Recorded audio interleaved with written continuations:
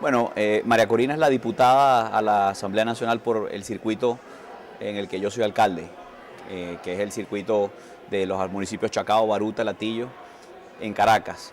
Y bueno, María Corina recientemente fue víctima de una medida judicial de prohibición de salida del país. Esa es la razón por la que no está acá ni puede, en efecto, abandonar el país. En Venezuela hay una serie de juicios que nosotros hemos catalogado como juicios políticos, que son... El gobierno venezolano tiene la mala costumbre de utilizar la pésima práctica antidemocrática de utilizar el sistema de persecución del delito y el sistema de justicia como un arma política contra quienes piensan distinto.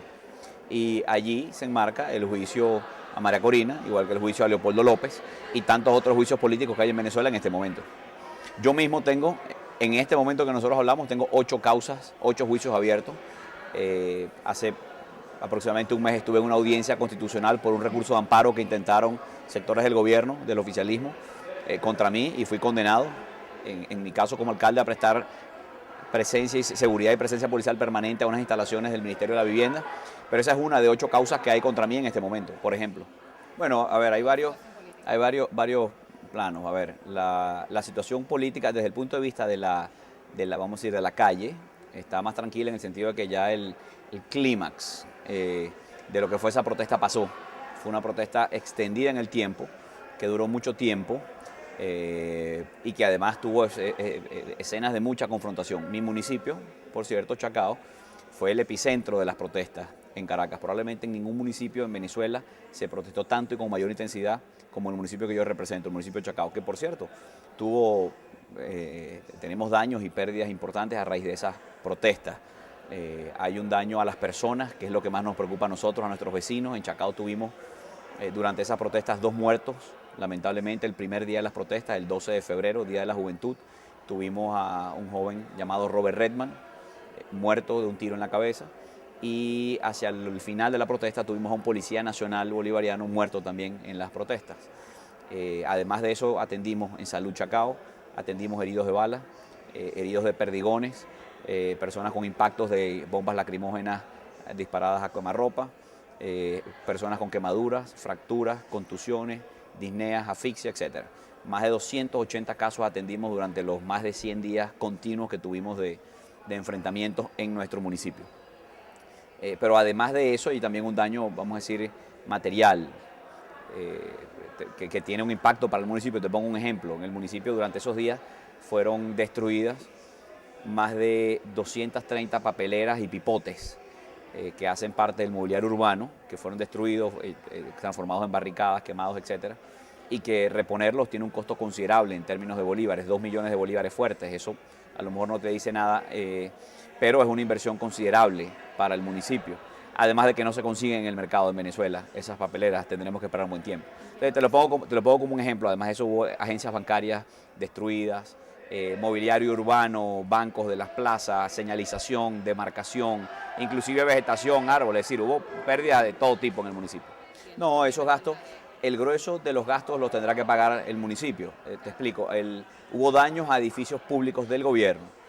Algunos de los manifestantes tomaron como blanco preferido de sus protestas edificios gubernamentales, Ministerio de Vivienda, Ministerio de Infraestructura, Dirección Ejecutiva de la Magistratura y otras dependencias del gobierno. Y ahí hubo daños importantes y con esos daños tendrá que correr el gobierno. En el caso también hubo daños a la propiedad privada y ahí correrá pues cada propietario, desde agencias bancarias hasta apartamentos, por ejemplo, de vecinos que las bombas lacrimógenas que eran disparadas por la Guardia Nacional y la Policía Nacional, en muchos casos fueron disparadas hacia los apartamentos de los edificios de vivienda, rompiendo vidrios, entrando a las casas. Tenemos apartamentos con daños y tenemos vehículos también con daños. Esos serán asumidos pues por los propietarios, por los particulares, por los privados. Todo lo demás es parte del daño al mobiliario urbano con el que tendrá que lidiar la alcaldía. Eso incluye patrullas de la policía y motos, ambulancias dañadas, entre otras cosas. Desde el punto de vista económico-social, la crisis venezolana lo que ha hecho es profundizarse. Es decir, la situación era muy difícil antes del inicio de las protestas y ahora es más difícil. No tanto o no solo por las protestas, diría yo, sino porque el sistema económico y político implantado en Venezuela colapsó. Y entre más pase el tiempo, peor estaremos, salvo que se cambie el curso, se revierta el curso de la economía. En este momento en Venezuela es difícil conseguir comida. Y no me refiero a que haya venezolanos que no puedan comer completo, eso efectivamente lo hay, como lo hay en muchos países donde hay pobreza. No, me refiero a que inclusive la clase media o cualquier persona que tenga recursos económicos le cuesta conseguir alimentos de la canasta básica. Por ejemplo, no se consigue leche, no se consigue café, no se consigue azúcar, es muy difícil conseguir aceite y bueno, en todo el mundo fue una noticia que inclusive el papel sanitario, el papel higiénico escaseó en Venezuela y sigue escaseando, pues porque así es el modelo económico que nos impusieron, que es como el modelo cubano.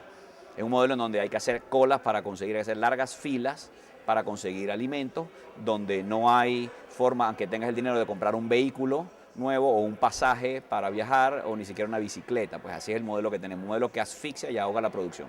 Hay una larga tradición de vivos y de vividores que se enchufan y chupan del gobierno venezolano que regala y distribuye los recursos del petróleo a manos libres entre todos aquellos que estén dispuestos a aplaudirlo, a apoyarlo y a acompañarlo.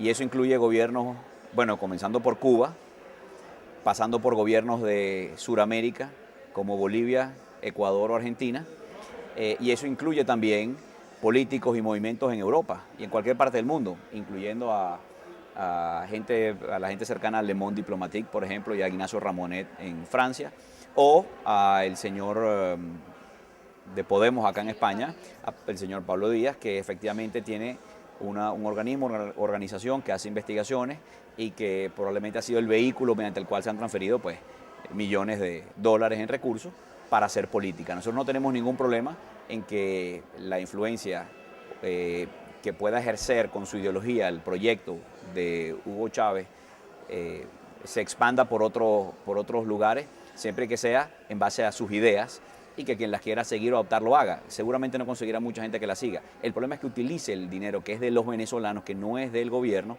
para exportar. Es una revolución que inclusive en Venezuela fracasó y que en cualquier sitio donde ha sido aplicada ha fracasado. De manera que yo rechazo como venezolano, rechazo tajantemente que los recursos de los venezolanos sean distribuidos, regalados y mucho menos a personajes como estos que con el dinero de los venezolanos pues inclusive consiguen puestos en el Parlamento Europeo. Te advierto que ha habido gente que con recursos de los venezolanos ha llegado a la presidencia en sus países, de manera que no es un tema minúsculo. Sería una lástima que por la crisis que se vive en España el pueblo español crea que hay soluciones mágicas o que el socialismo comunista es una salida a los problemas del país. Yo creo que España tiene una democracia vigorosa, donde se han alternado gobiernos de izquierda y de derecha, donde los socialistas han sido gobierno y sin embargo no han destruido conceptos básicos de la economía abierta y de mercado como la propiedad privada, por ejemplo. Es decir, yo no recuerdo que en España en los últimos años de gobiernos de izquierda y de derecha se haya abierto una discusión sobre si la propiedad privada debe existir o no. En Venezuela aún se discute si la propiedad privada debe existir o no y el gobierno la coarta, la limita de todas las maneras posibles. Con esto lo que quiero decir es que el pueblo español puede perfectamente escoger gobiernos de centro, de izquierda o de derecha, siempre y cuando sean gobiernos que tienen unos mínimos. Y esos mínimos son el respeto a la economía de mercado, a la libertad política, individual, económica y a las leyes del mercado. Cada vez que alguien va contra las leyes del mercado, los pueblos terminan pagando las consecuencias. No tengo duda en afirmar que en toda Latinoamérica, luego de Cuba, no hay un sitio donde esté más restringida la libertad de expresión que en Venezuela, donde inclusive los últimos espacios que iban quedando se han copado, desde el cierre de canales de televisión hasta la compra, yo diría casi obligada, de medios de comunicación para ponerlos al servicio del gobierno. Hoy mismo conocimos la noticia de que el periódico más antiguo del país, El Universal, fue comprado en situaciones pues, de las cuales todavía no tenemos mucha información. El caso de Ecuador va por el mismo camino. Hoy veía que hay 4 medios de comunicación amenazados por el hecho de no haber reportado un viaje del presidente a Chile, una gira a Chile. No tengo todo el detalle, pero son señales muy claras del talante autoritario que tiene el gobierno, de que rechazan la crítica en todas sus formas y maneras. A todo el que lo critica lo califican de traidor, no entienden la democracia como un proceso de diálogo y de entendimiento, ni mucho menos como un sistema en donde hay libertad para que cada quien exprese sus puntos de vista. No les gusta la crítica de ninguna manera. pero además utilizan el poder del gobierno y del sistema judicial para perseguir a periodistas, a editores, a opinadores y a medios de comunicación social. En el caso de Ecuador, creo que va por un camino muy parecido a Venezuela, salvo que Correa, tal vez por pragmatismo, sabe que la economía venezolana se desbarató con el proyecto de Hugo Chávez y tal vez por esa razón él, por ejemplo, no ha desmontado la dolarización de la economía, sino que la economía de Ecuador sigue dolarizada, por ejemplo. Tal vez eso es lo que ha impedido que Ecuador llegue más rápido al abismo al que llegamos nosotros. Bueno, soluciones inmediatas o rápidas a nuestra crisis no hay, no existen. No hay forma ni manera. Inclusive si lográramos un cambio político, un cambio de gobierno, en el corto plazo tomaría muchos años recuperar el país, recuperar la economía, recuperar a la sociedad.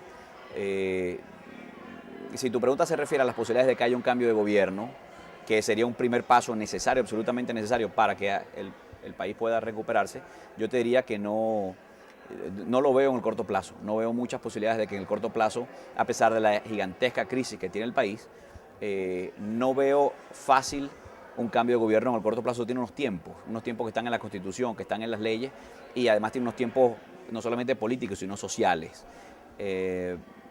No veo forma de que en el corto plazo el gobierno se vaya, y si se fuera o se derrumbase, tampoco veo la forma de que un gobierno de la oposición, de lo que representamos la oposición política en Venezuela, entonces acceda al Palacio de Miraflores. Es decir, una cosa es que el gobierno se vaya y otra cosa es que venga un gobierno de la oposición. No veo forma de que en el corto plazo el gobierno se vaya, y mucho menos veo forma de que en el corto plazo la oposición se convierta en gobierno nacional. Creo que eso es un objetivo de mediano plazo para nosotros. Creo que el camino debe ser necesariamente de la participación y electoral para nosotros.